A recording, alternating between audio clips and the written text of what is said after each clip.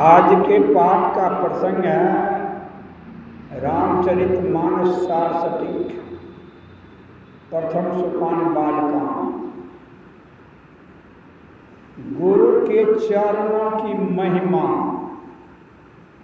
गुरु के ज्ञान, गुरु के ध्यान और सद्गुरु द्वारा जो यह सत्संग होता है, जिसे तीर्थराज कहा जाता है, प्रयाग कहा जाता है, इसकी भी महिमा का पाठ होगा। मैं थोड़े से समय में प्रयास करूंगा कि सब विषयों को खींचकर उसका भावार्थ प्रकट करो। संत कवि लिखते हैं, गरीब बन गुरु भक्ति करो। थोड़ा सा ध्यान दीजिएगा। निज बल कर लो कम, चांद सूरज सा पथिक वन, जपत रहो गुरुगम, त्रिविद्य स्नान करो करत रहिए सत्संग। गरीब बन गुरु भक्ति करो। गुरु के चरणों की और ज्ञान की महिमा हम लोग सुने। गोस्वामी तुलसीदास जी महाराज लिखते हैं, बंदो गुरुपद कंज, कृपा सिंधु नर रूप हरि, महामोहतम पुन जासु वचन रवि कर निकर। मैं गुरु महाराज को, किस गुरु महाराज की? जिस गुरु महाराज के वचन अज्ञान रूपी अंधकार को नाश करने के लिए सूर्य का किरणों का समूह है, ऐसे गुरु महाराज के चरणों को मैं प्रणाम करता हूं। अभी एक चौपाई में भी कहा, संत का ही था, गरीब बन गुरु भक्ति करो। गुरु के भक्ति और ज्ञान ये बड़े पुराना है। संत लिखते हैं, सद्गुरु नाम पुराना, जिसके मर्म है कोई कोई जाना। सतयुग में विष्णु आए, नारद को दिया आत्मज्ञाना। सद्गुरु नाम पुराना, जिसके ज्ञान और मर्म को जाने कोई जाना। त्रेता में श्री राम आए, हनुमान को दिया आत्मज्ञाना। सद्गुरु नाम है पुराना, जिसके ज्ञान और मर्म को कोई कोई जाना। द्वापर में श्री कृष्ण आए, अर्जुन को दिया आत्मज्ञाना। सद्गुरु नाम पुराना, सद्गुरु की महिमा ज्ञान को जाना कोई जाना। और कलयुग में सद्गुरु महर्षि में ही आए, लाखों को दिया आत्मज्ञाना। सद्गुरु नाम है पुराना, जिसके मर्म को जाना कोई जाना। ये गुरु की महिमा अगम अपार है, ज्ञान अपार है। उनके चरणों में जो धूलि है, उस धूलि की भी महिमा अगम अपार है। ऐसे गुरु के भक्ति के बारे में संत कवि कहते हैं कि ऐसे गुरु की भक्ति गरीब बन करके करना चाहिए। इसलिए कहा, गरीब बन गुरु भक्ति करो। गुरु गोविंद सिंह एक बार पंजाब आए। उन्हें पटना साहिब कहते हैं, पटना के रहने वाले थे, अधिकतर पटना में रहते थे। पटना साहिब से विख्यात थे गुरु गोविंद सिंह। पंजाब गए गुरु गोविंद सिंह, उनका सत्संग चल रहा था जैसे अभी सत्संग चल रहा है। उसी बीच में एक गरीब व्यक्ति आया, हाथ में खुरपी है, कांख में बोरा है, गुरु महाराज को प्रणाम कर करके रोने लगा। बहुत रोई, रुलाई चुप ही नहीं होता। गुरु गोविंद सिंह कहते थे, बेटा बोलो नहीं, क्या बात है, बोलोगे तब तो विचार होगा, लेकिन रुलाई नहीं बंद होता था। क्या धनहीन था, इसलिए कागभूषुंडी जी ने लिखा है, सप्तम सोपान उत्तरकांड में गरुड़ को बताए, नहीं दरिद्र समय दुख जग माही, असंत मिलन समय सुख जग नाही। दरिद्रता से वर करके दुख नहीं होता है। जिसने दरिद्रता के गमन करके निकला है वे ही जानते होंगे इस दुख को, कि किसी को निमक रोटी नहीं मिलता है, रहने के लिए घर नहीं है, उस दुख को गरीब ही जानते हैं। इसलिए कागभूषुंडी जी कहते, नहीं दरिद्र सम दुख जगमाही। वही दरिद्रता से व्याकुल होकर के गुरु महाराज की निकल रो रहे हैं वह गरीब भक्त। गुरु महाराज ने कहा, बेटा रुलाई बंद करो, बोलोगे नहीं तो क्या तुम्हारे बारे में मैं आशीर्वाद करूं। धैर्य को रोकती हुई और रोते कलपते कहते, गुरु महाराज हाथ में खुरपी, कांख में बोरा है, घास छीन करके बेचता हूं तब उसी से परिवार का भोजन चलता, अन्यथा भूखे ही रह जाता। गुरु गोविंद सिंह ने कहा, बेटा तुम्हारी परिस्थिति अच्छी हो जाएगा तो रुलाई बंद करो, मैं गुरु से दुआ करता हूं। गुरु गोविंद सिंह भी कहते गुरु से दुआ करते, उसने उसके लिए दुआ कर दी। लेकिन ध्यान था, जब संत किसी को आशीर्वाद देते हैं, जब वह ध्यान पर बैठते हैं, वह आशीर्वाद याद आ जाते हैं, मैं अमुक व्यक्ति को आशीर्वाद दिए हैं। इसलिए उस समय में जो हम सुमरण करते हैं परमात्मा उसको सुन लेता है। साल भर के बाद आए गुरु गोविंद सिंह, लेकिन गुरु का कृपा तो हो गया था। अगले साल आते गुरु गोविंद सिंह उसी गांव में पंजाब में सत्संग करने के लिए। 3 दिन सत्संग किए, लेकिन वह व्यक्ति नजर पर नहीं आया। गुरु गोविंद सिंह कहते हैं, अरे वह व्यक्ति कहाँ है जिसने खुरपी और बोरा लेकर के रोए थे। लोगों ने कहा, हजूर वो रोए नहीं। का क्या हुआ? का बोरा ही भर लिए। का क्या हुआ? कहा उसका रात दिन दुगना रात चौगुना हो गया, कोई चीज का कमी नहीं है। गुरु गोविंद सिंह पुनः कहते हैं कि शिष्य को जाओ बोला। आज गए तो कहा अच्छा आ जाऊंगा शाम। कल गए तो कहा कल फिर आएंगे। 3 दिन गुरु महाराज भेजे, लेकिन तीनों दिन कहा। लेकिन चौथे दिन जब गुरु महाराज चलते हैं तब वो आ जाते हैं। बड़ा खुशहाल चेहरा। कहा बेटा कहाँ थे? क्या बोला? बेटा कहाँ थे?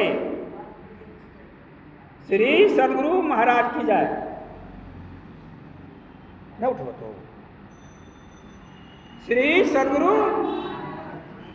अब कहते हैं, वह क्या कहते हैं, हजूर फुर्सत ही नहीं होता। जब मिल गया तो फुर्सत ही नहीं, तो गुरुवे को भुला गए।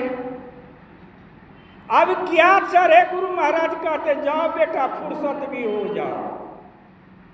फिर कहाँ गए वह दिन दुनिया, वही खुरपी वही गोरा हो गया। इसलिए गुरु की भक्ति गरीब बनकर के करना चाहिए। निज बल कर लीजिए कम, चाहे प्रतिष्ठवान लोग हो, धनवान लोग हैं, ज्ञानवान लोग हैं, चाहे ऊंचे पदाधिकारी हो, लेकिन गुरु के सामने अपनी शक्ति को कमरेड कर लेना चाहिए। शिवाजी बादशाह थे, उनके गुरु थे समर्थ रामदास जी, लेकिन अपनी बादशाही को छोड़ कर करके हर वक्त गुरु की सेवा में रत रहते थे। गुरु के सेवा में संलग्न रहते थे। शिष्यों में ऐसा हो गया गुनगनाहट कि शिवाजी बादशाह है, इसलिए गुरु महाराज शिवा को बहुत प्यार करता है। गुरु तो अंतर्यामी भांपते ये बात को। समर्थ रामदास जी सब शिष्यों के बीच में कहते हैं शिवाजी नहीं थे, रोने लगे समर्थ रामदास जी महाराज। शिष्यों ने कहा गुरु महाराज आपको क्या हो गया, क्या हो गया? कहा हमारी छाती में बड़ी जोर का दर्द उठ गया है भक्त, मैं बच नहीं पाऊंगा। कहा वैद्य को बुलाते, कहा वैद्य से छूटने वाला नहीं। कहा गुरु महाराज तो कौन सी युक्ति किया जाए? कहा सिंगनी का दूध लेकर के हमारे छाती में लगा देंगे, हम ठीक हो जाएंगे, अन्यथा मैं बच नहीं पाऊंगा। सिंगनी के निकट जो जाते सिंह खा नहीं जाते। सब चुप हो गए। कुछ देर के बाद शिवाजी आते, कहते बड़ा हल्ला है। कहा गुरु महाराज बीमार है। कहा क्या हो गया? कहा सीने में बड़ी जोर का दर्द है। कहा वैद्य को बुलाए का है? कहते हैं वैद्य से नहीं ठीक होंगे। तो क्या कह रहे हैं गुरु महाराज? कहा इस तरह की बात बोल रहे हैं कि सिंगनी की दूध लेकर के हमारी सीने में लगा दीजिएगा तो मैं ठीक हो जाऊँ। शिवाजी चले गए, अपने गुरु के निकट प्रणाम किया और कहा हजूर क्या करें? वैद्य को बुलावे। कहा शिवा वैद्य से ठीक होने वाले नहीं हैं। रोग ऐसा है जब तक सिंगनी की दूध नहीं लगाए जाएंगे इस पर मेरा दर्द शांत नहीं हो सकता। शिवाजी तुरंत घोड़े का तंग कसता है, सोने के पात्र लेता है और जंगल की तरफ रवाना हो जाता है। गुरु के दुख से दुखित होकर के शिवाजी को लगता था कि मेरे गुरु महाराज कैसे ठीक हो जाए। यही है गुरु की भक्ति। कबीर साहब कहे गुरु भक्ति अति कठिन है, जस खारे की धार, डोल पड़े तो कटी पड़े, नहीं चल उतरे पार। अब देखिए कठिन भक्ति है ने। सिंह के पास, सिंगनी के पास जा रहे हैं, क्या सिंगनी छोड़ देगा मनुष्य को? लेकिन तलवार की धार पर शिवा चढ़ गए। शिवाजी बादशाह जैसे तलवार की धार पर चले उसका अंग भंग हो सकता है, उसी तरह जो सिंह के निकट जाता है वह सिंह का आहार हो सकता है। ये चले गए, जंगल में घूम रहे हैं कि कहाँ पर सिंगनी की खो है, लेकिन गुरु महाराज का कृपा था, जल्द ही मिल गया। सिंगनी अपने बच्चे को प्यार कर रही थी, एक घोड़ा को बांध दिए, उतर गए और सिंगनी के पास चली गई। सिंगनी ज्यों ही देखा, आंख गुरार गुरार करके देख रहा था शिवाजी को। आंख गुरार गुरार करके देख रहे हैं शिवाजी को। शिवाजी बेधड़क सट गए सिंगनी के पास। सिंगनी मारी झपेटा, शिवाजी घुलट पलट गए। फिर उठता है, हाथ जोड़ के कहता है, हे सिंगनी, मैं तो गुरु महाराज के रक्षा के लिए तुमसे दूध मांगने के लिए आया हूं। मुझे दूध दे दीजिए, मेरे गुरु महाराज बीमार हैं।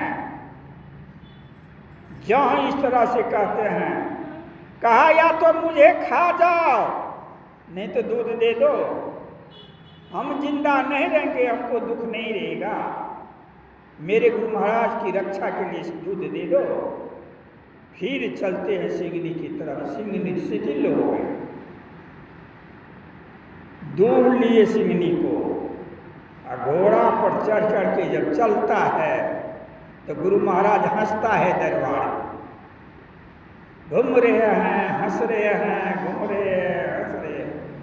लोग कहते, तभी तो कहा मैं बीमार हूँ, सिंगनी का दूध आया नहीं। गुरु महाराज ठीक हो, गुरु महाराज ठीक हो। जहाँ ही शिवाजी घोड़ा बांध कर करके उतर करके बांधता है, पात्र लेकर के गुरु महाराज निकट जाता है। गुरु महाराज पकड़े और अपने सीने से लगा, कहा बेटा जब तक यह संसार, धरती, सूर्य और चांद रहेगा, मेरे ही साथ में तेरा नाम रहेगा। गुणगान हो रहा है। जो गुरु के वचन को पालन करते हैं, आदेश को पालन करते हैं, उनकी विघ्न बाधा टल जाते हैं। क्या कहते मैं, गरीब बन गुरु भक्ति करो, निज बल कर लो कम। अपने बल को कम कर लीजिए गुरु महाराज के निकट, और नहीं हम करोगे तो गुरु महाराज तुम्हें कम कर देगा। कहा न गुरु गोविंद सिंह, बेटा फुर्सत हो जाएगा, एक बार आशीर्वाद दिया तो धन की कमी नहीं रहा, एक बार का फुर्सत हो जाएगा। कहाँ गया धन, कहाँ गया घर, कहाँ गया मकान, कहाँ चले गई सारी संपत्ति, धूल में मिल गया। तो शिवाजी को सिरे से लगा लिया और उस भरी सभा में कहा, ए मेरे भक्तजन, जितने श्रद्धालु भक्त हैं, कहिए मैं किन को मानूंगा, शिवा को मानूं कि संसार को मानूं मैं? जो भक्त ने मेरे लिए प्राणों को न्यौछावर कर दिया, इस भक्त के लिए मुझे क्या करना चाहिए? श्रोतागण, हम लोग सुन रहे थे, कहानी सुने कि सिंगनी की दूध लेने के लिए शिवाजी गए, दूकर के लिए चले, अपने प्राण की परवाह नहीं किया। इसी तरह जो गुरु भक्ति में जान की परवाह नहीं करते, उसका बेड़ा पार हो जाता है। जिनके मन में संशय नहीं रहता, इसलिए कबीर साहब ने कहा, गुरु भक्ति अति कठिन है, जस खारे की धार, डोल परे तो कटी परे, निश्चल उतले पार। ये हुआ गुरु की महिमा का गुणगान और गुरु के ज्ञान। गुरु के ज्ञान से वाल्मीकि हत्यारा ने हत्यारापन छोड़ कर करके परमात्मा का भक्ति में लग गया। आदि कवि वाल्मीकि कहला गए। गुरु के ज्ञान से उंगली मार डाकू हत्यारा था, लोगों की गला काट करके, उंगली काट करके माला पहनते थे। बुद्धों के उपदेशों से क्या हुआ? वह बोध भिक्षुक हो गया।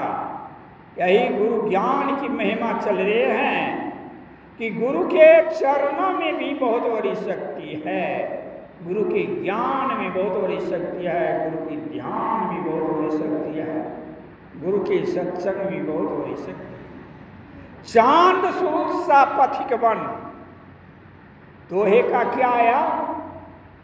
यह दोहा जो बोला गया था, गरीब बन गुरु भक्ति करो, निज बल कर लो कम, अचांद सूरज सा पथिक बन, जपत रहो गुरु गम। ये जो भी भक्त हैं, चांद सूरज सा पथिक बन, जपत रहो गुरु गम। और संतों की महिमा बहुत बड़ी है, संतों की ज्ञान बहुत बड़ी है। संत दरस कछु पातक तरी, संतों के दर्शन से दुख टल जाते हैं। एक चोर था, नौजवान था, चले रात में चोरी करने के लिए, उसका धंधा वही था। कहा आज राजा के घर में चोरी करेंगे। राजा का घर आगे, एक महात्मा का घर बीच में। तो चोरवा के मन में हो गया संतों का दर्शन बड़ी लाभदायक होता है, इसलिए साधु बाबा का दर्शन कर लेते, चले जाएंगे चोरी करने के लिए। रात 11 बज रही थी, साधु की कुटी में चोरवा घुस गए। साधु जगे हुए ही थे, गया प्रणाम क्या, कहा इतनी बड़ी रात को कहाँ आई, तुम कौन हो जी? अब बाबा हम चोर हैं, आज हम राजा के घर में चोरी करेंगे, इसलिए आपसे आशीर्वाद लेता हूँ कि मेरा काम सफल हो जाए। कहा अच्छी, यही काम करते हो, चोरी मत करो चोरी। कहा बाबा हम चोरी नहीं छोड़ेंगे, कुछ भी कहिएगा, कितना भी बाबा के का चोरी हम नहीं छोड़ेंगे, हमारा धंधा ही है, और जो बात कही हम मैं मान लूँगा। कहा मान लोगे? कहा मान लूँगा। तो कहा तुम झूठ मत बोलो। कहा हाँ ये बात हो सकता है बाबा, हम झूठ नहीं बोलेंगे, लेकिन चोरी नहीं छोड़ेंगे। कहा जाओ तुम्हारा कल्याण हो जाएगा, झूठ भी छोड़ दोगे नहीं उसी में कल्याण हो जाएगा। चोरवा चल देते हैं, राजा के महल के निकट पहुंच जाते हैं। तो वहाँ तो पहरेदार न होता है, पहले पड़े पहरेदार के निकट पहुंचा। पहरेदार कहते इतनी बड़ी रात को कहाँ है हो जी, कहाँ जाओगे? कहा हम चोर हैं, हम राजा के घर में चोरी करेंगे, हमको जाने दो, और नहीं जाने दीजिएगा तो बड़ा बुरा नतीजा हो जाएगा। अब पहरेदार को हुआ राजा का निकटतम आदमी है, कौन लोग कहे कि हम चोर है, ये बात बोले, और कहीं हम नहीं जाने दिया तो राजा से हमको दंड दिला दे, इसलिए कहते बड़ा जुल्म हो जाएगा। चोरवा छोड़ दी, और घर के जहाँ दरबार में थे राजा सोए, वहाँ का पहरेदार कहते अरे अरे अरे अरे इतनी बड़ी रात को कहाँ गए, तुम कौन हो जी? कहा है हम चोर हैं, हम राजा के पास जाएंगे, घर में चोरी करेंगे। अब कहे और नहीं जाने देगो तो परिणाम बड़ा खराब होगा। कहा इस तरह का लोग डरता है, राजा का अपना आदमी है इसलिए नहीं बोल रहा है, नहीं रोका, छोड़ दी। गया राजा के घर में,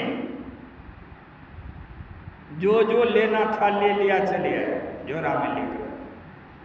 दरबारी नहीं टोकता है, कहा राजा भेंट में दिया हो, यहाँ तो संत का आशीर्वाद लगा हुआ था। लेकर के चले गए घर। सुबह हुआ, अब पता लगे कि बहुमूल्य चीज सब नहीं है, चोरी हो गई। दरबारी को पूछा कहाँ थे जी, कैसे चोरी हो गया? कहा है महाराज क्षमा कर दीजिएगा, एक व्यक्ति आया, उसने कहा कि मैं राजा के घर जाऊंगा। मैंने कहा तुम कौन हो? कहा चोर है, राजा के घर में चोरी करेंगे हम लोगों को। मेरे मन में हुआ कि राजा का अपना आदमी है, इसलिए इतने बड़ी रात को जा रहे हैं। दूसरा भी पहरेदार यही के कहा हो गया न सर्वनाश, सबके रहते हुए आमने सामने चोरी हो गया। और आदेश दिया कि जितना चोर है सभी को पकड़ करके लाए, और सब चोर को पकड़ करके लाए। पता लगा करके कौन कौन चोर है। सबको जब ले आए तो सबसे पूछने लगा कि राजा साहब मैं शपथ खाता मैं नहीं था, मैं नहीं था, मैं नहीं था। और जब इसका पारी आया, कहा क्या जी चोरी किया है? कहा कि हाँ किए, हम ही थे, हम ही चोरी किया है जो। अब तो राजा अवाक हो जाते, कहा ऐसा चोर तो आज तक नहीं देखे, इनको डर नहीं है कि हमको क्या होगा नहीं होगा, कहते हम चोर है। कहा हम ही चोरी किए। कहा अच्छा तो तू झूठ क्यों नहीं बोल रहा है जी? कहा हम संत बाबा के निकट जो है वह बाबा उनके निकट प्रतिज्ञा किए, रात ही प्रतिज्ञा किए कि मैं जीवन में झूठ नहीं बोलूँगा, इसलिए मैं झूठ नहीं बोलता, जो करना है आप कीजिए, हम चोरी किए। राजा कुछ देर सोचे, कहा ऐसे सत्यवादी को यदि नहीं छोड़ता हूँ तो लोग सत्य नहीं बोलेगा। कहा जाओ तुम रिहा कर दिए। कहा हम जो चोरी का धन लिया, कहा वो अभी छोड़ दिया। चला चोर, कहा रे लौटो। कहा जो क्या करेंगे? कहा अब तुमको नहीं जाना है, इसी दरबार में रहना है, मेरा अंगरक्षक बन करके रहना है, और तुम्हारे जैसे ईमानदार मंत्री का भी जरूरी है, तुम मेरे पास रहो। रहने लगे, राजा की सेवा किए, ऐसा ऐसा सेवा किए कि राजा को एक ही लड़की था, संतान नहीं था। राजा उसी से साथ अपना बेटी को शादी कर दी।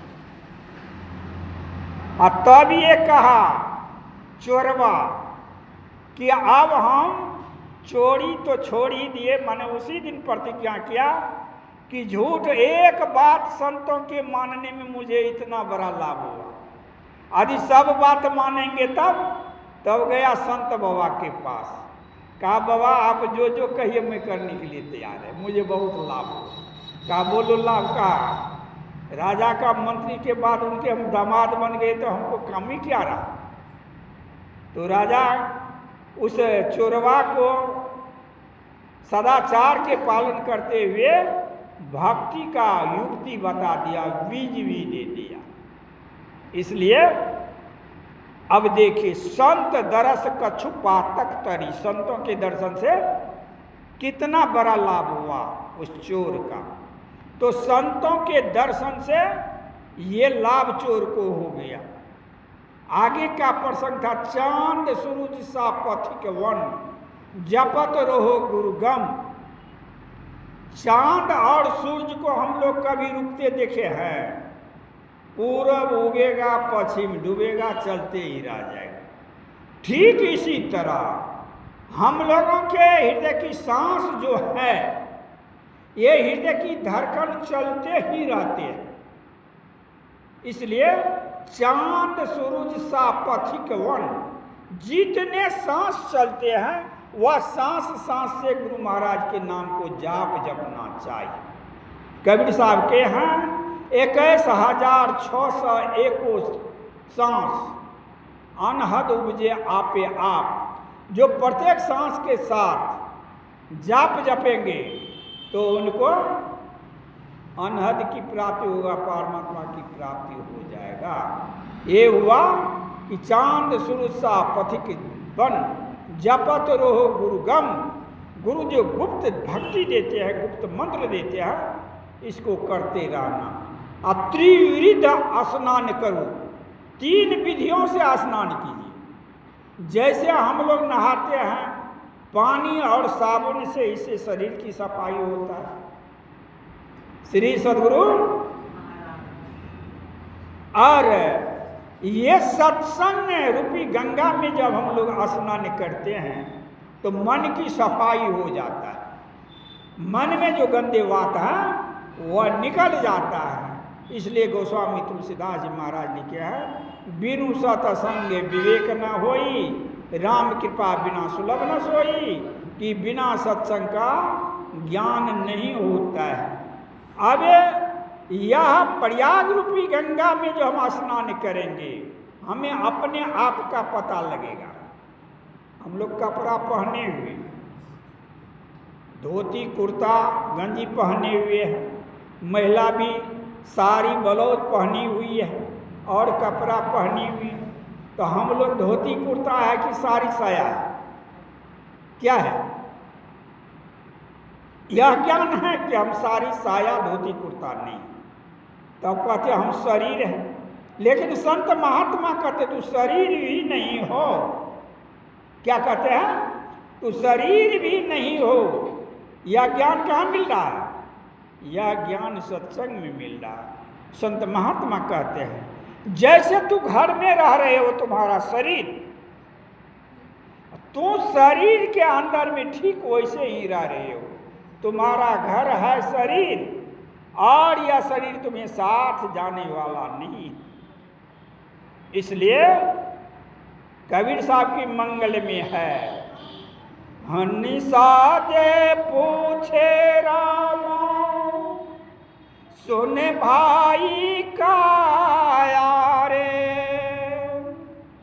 तोहरो हमारो कैसन प्रीते हो, हम मुझे जय बर काया अमर पूरे देश हो, तामो जरिए होइबे खाके हो, हम मुझे जय बर काया अमर पूरे देश हो, तामो जरिए होइबे खाके हो। उतरे दक्षिण हो रामा चितबारा चावल, ऊपरा से चंदन बो जावे हो, घूमिए जे घूमी हो रामा अगिया लगावे हो, ऊपरा से दियल